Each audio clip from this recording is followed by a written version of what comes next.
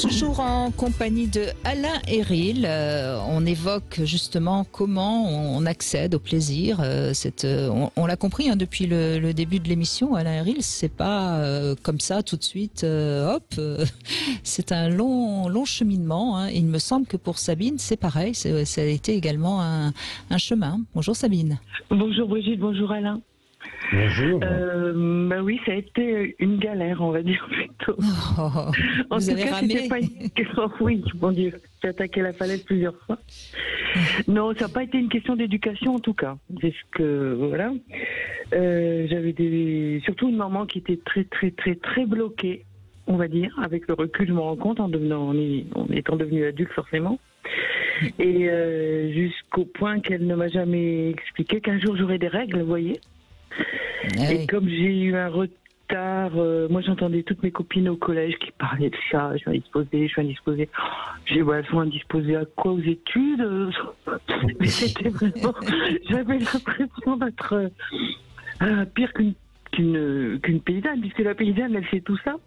Mais voilà, donc moi à 18 ans j'avais toujours pas mes règles et je ne savais toujours pas ce que c'était et à quoi ça servait. Ce qui est incroyable aussi, c'est que vous n'avez pas osé demander à vos copines ce que ça signifiait. Mais j'ai osé, mais il y a eu de la moquerie en face. Donc quand c'est comme ça, on s'enferme et puis voilà. Bah oui, bien sûr, c'est pire. Oui, bien sûr. Donc j'ai été mariée 24 ans avec des rapports. Disons que je suis un peu sauvée, on va dire, du foyer, comme beaucoup de femmes de mon âge, quoi. Le premier, c'était le bon. Et on peut dire que j'ai découvert vraiment le plaisir et l'orgasme, je pense aussi, à 46 ans. Bon, donc, mieux vaut tard que jamais. Une date précise, même d'ailleurs. Il faudrait peut-être que je mette un cierge, au sein de cette date-là. Mais peut-être pas jusque-là. Mais oui, ça a été très long, très pénible. Jusqu'au jour où j'ai demandé. Et alors, vous découvrez le plaisir et l'orgasme à 46 ans. Quand on dit et sans doute l'orgasme, c'est pas sans doute, c'est certainement. Hein, oui. De toute façon. Et alors, grâce à qui? Ou grâce à quoi? Je pense que c'est grâce à moi d'abord. Ah. Oui. C'est-à-dire? C'est-à-dire qu'à 46 ans, j'ai fait une hyperconsommation.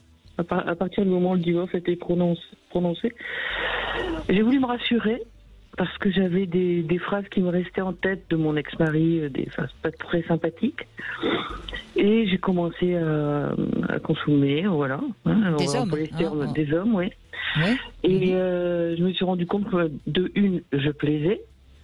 De deux, étant donné que dans la tête, je m'étais dit, je veux savoir si ça vient de moi, si mon ex-mari avait raison, ou si simplement une situation ou un rapport, une relation qui n'était pas bonne ni pour l'un ni pour l'autre. Donc, et effectivement, il y a eu quelques partenaires avec qui ça se passait bien. Bon, moi, je suis très ludique, joueuse, donc j'ai pas eu. J'étais plus la même personne. Voilà.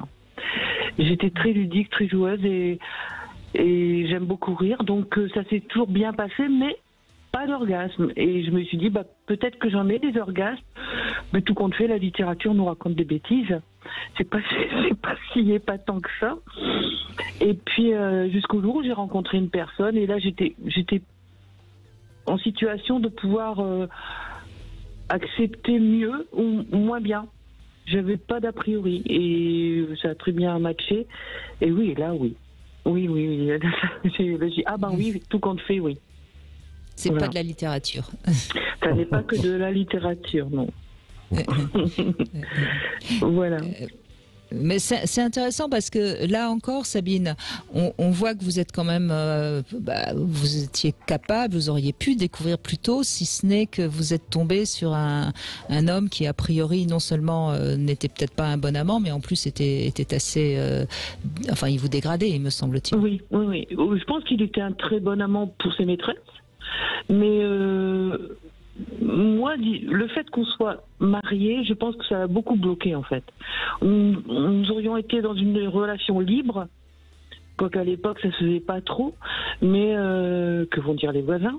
Mais ça aurait été différent. Mais le fait que je sois son épouse, c'était, voilà, ça marquait une différence. Voilà. J'ai beaucoup analysé tout ça après, vraiment. Bien sûr, et c'est pas par hasard que vous choisissez un mari qui vous empêche de vous ouvrir, hein, et qui vous a éteinte, hein, en quelque sorte. Oui, Alain Héril, on voit là encore l'importance du partenaire. Hein. C'est fou, c'est un peu ce que je retiens moi depuis le début de l'émission.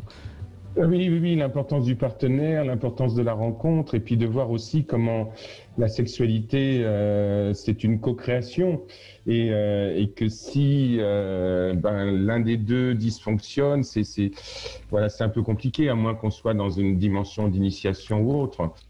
Mais oui, le partenaire est important. Et en même temps, c'est ce que vous disiez, Brigitte, à Sabine, c'est que le partenaire aussi, on le choisit pas par hasard. Donc, qu'est-ce que ça raconte quand on choisit un partenaire qui est pas le bon, qui est pas celui qui nous emmène vers une sexualité forte et tout ça. Et c'est pour ça que parfois ça demande beaucoup de travail sur soi avant enfin d'ouvrir, avant enfin de rencontrer des sommets de jouissance qui soient vraiment les plus hauts et les plus profonds possibles, quoi. C'est pour ça que c'est dans ce que vous dites, Sabine, je crois, 46 ans. Mais peut-être aviez-vous besoin de vivre tout ça avant pour enfin vous ouvrir. Hein. Et j'entends que vous avez fait un travail sur vous aussi, qui vous a aussi aidé à ouvrir. Voilà. Et maintenant que ça s'est ouvert, profitez-en. Profitez-en. Oui, il n'y a pas de raison que ça se referme. Hein. Voilà, bien sûr. Hein, une fois que ça s'est ouvert, on s'aperçoit que c'est de la joie, que c'est du bonheur, et qu'on met quand même souvent un coup de pied dans la fourmilière des convenances, mais ça prend parfois du temps, quoi. Tout à fait. Là, franchement, j'ai choqué beaucoup de personnes de ma famille, des collègues aussi. Et j'ai eu, bon, c'est pas une révélation non plus, mais j'ai vu la vie vraiment autrement. Et c'est certain que les gens me disaient, tu as tellement changé, tu changes. Mais j'ai dit non, je suis la même. Mais seulement, il y avait un élément qui manquait. Voilà. C'est-à-dire que je vais me permettre ce jeu de mots, vous avez retiré le masque. Tout à fait. Tout à fait. Moi, il y a eu une grosse scène pendant un repas de famille, je m'en souviendrai toute ma vie, de la part de ma petite fille, de ma fille, hein, qui était petite à l'époque. Et ça a choqué tout le monde, sauf un de mes frères, qui a répondu tout à fait à propos. Et là, tout le monde s'est tué à table, on était une quinzaine, et parce que parler de ma sexualité à table un jour de fête des mères, c'était peut-être pas non plus. Mais c'est ma fille qui a lancé ça, et c'est vrai que elle a simplement dit, mais tu crois que c'est facile d'entendre ta maman jouir tous les soirs? Oui, devant toute la famille. Oui. Devant toute la famille, suite à une rencontre, et puis ça donnait du sérieux. Et puis, alors là, tout le monde a fait glups, et j'ai mon frère, un de mes frères, qui a dit, ce qui est pas normal, c'est que tu l'aies jamais entendu jusqu'à maintenant. Super.